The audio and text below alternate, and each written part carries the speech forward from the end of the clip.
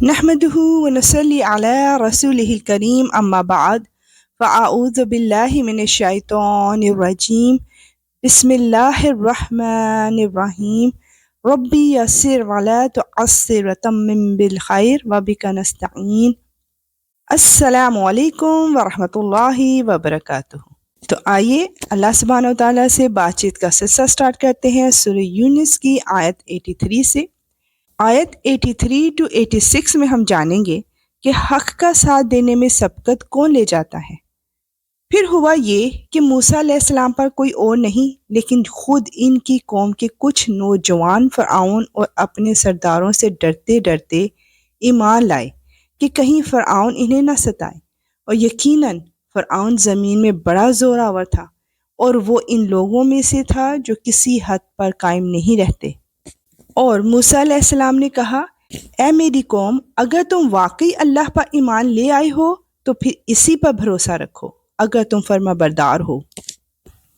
اس پر انہوں نے کہا، اللہ ہی پر ہم نے بھروسہ کر لیا ہے، اے ہمارے پروردگار، ہمیں ان ظالم لوگوں کے ہاتھوں آزمائش میں نہ ڈالیے اور اپنی رحمت سے ہمیں کافر قوم سے نجات دے دیجیے۔ سبحان اللہ۔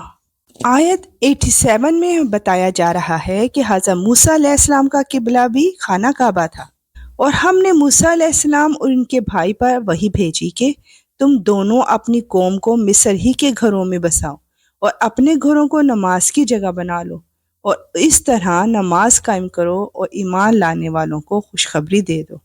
آیت 88 to 89 میں اس بد دعا کا ذکر ہے جو حضرت موسیٰ علیہ السلام نے آل فرعون کے خلاف کی، اور موسیٰ علیہ السلام نے کہا، اے ہمارے پروردگار، آپ نے فرعون اور اس کے سرداروں کو دنیاوی زندگی میں بڑی سجدج اور مال و دولت بخشی ہے، اے ہمارے پروردگار، اس کا نتیجہ یہ ہو رہا ہے کہ وہ لوگوں کو آپ کے راستے سے بھٹکا رہے ہیں، اے ہمارے پروردگار، ان کے مال و دولت کو تہس نہس کر دیجیے اور ان کے دلوں کو اتنا سخت کر دیجیے کہ وہ اس وقت تک ایمان نہ لائیں جب تک دردناک عذاب آنکھوں سے نہ دیکھ لیں۔ اللہ نے فرمایا، تمہاری دعا قبول کر لی گئی ہے، اب تم دونوں ثابت قدم رہو اور ان لوگوں کے پیچھے ہرگز نہ چلنا جو حقیقت کے ناواقف ہیں۔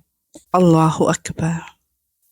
آیت 90 to 92 میں فرعون کا عبرتناک انجام بتایا جا رہا ہے، اور ہم نے بنو اسرائیل کو سمندر پار کرا دیا تو فرعون اور اس کے لشکر نے بھی ظلم اور زیادتی کی نیت سے ان کا پیچھا کیا، یہاں تک کہ جب ڈوبنے کا انجام اس کے سر پر آ پہنچا تو کہنے لگا، میں مان گیا کہ جس خدا پر بنو اسرائیل ایمان لائے ہیں اس کے سوا کوئی معبود نہیں، اور میں بھی فرما برداروں میں شامل ہوتا ہوں۔ جواب دیا گیا کہ اب ایمان لاتا ہے، حالانکہ اس سے پہلے نافرمانی کرتا رہا اور مسلسل فساد ہی مچاتا رہا، لہٰذا آج ہم تیرے صرف جسم کو بچائیں گے تاکہ تو اپنے بعد کے لوگوں کے لیے عبرت کا نشان بن جائے، کیونکہ بہت سے لوگ ہماری نشانیوں سے غافل بنے ہوئے ہیں۔ اللہ اکبر۔ بے شک یا رب العالمین تو ہر چیز پر قادر ہے۔ آیت 93 میں ہم جانیں گے کہ اللہ سبحانہ و تعالیٰ کن لوگوں سے ناراضگی کا اظہار کر رہا ہے۔ اور ہم نے بنو اسرائیل کو ایسی جگہ بسایا جو صحیح معنی میں بسنے کے لائق جگہ تھی، اور ان کو پاکیزہ چیزوں کا رزق بخشا۔ پھر انہوں نے دین حق کے بارے میں اس وقت تک اختلاف نہیں کیا جب تک ان کے پاس علم نہیں آ گیا۔ یقین رکھو کہ جن باتوں میں وہ اختلاف کیا کرتے تھے ان کا فیصلہ تمہارا پروردگار قیامت کے دن کرے گا۔ آیت 94 to 97 میں ہم جانیں گے کہ اللہ سبحانہ و تعالیٰ نے ہمیں کس راہ پر چلنے سے منع فرمایا ہے۔ پھر اے پیغمبر، اگر بفرض محال تمہیں اس کلام میں ذرا بھی شک ہو جو ہم نے تم پر نازل کیا ہے تو ان لوگوں سے پوچھو جو تم سے پہلے سے آسمانی کتاب پڑھتے ہیں۔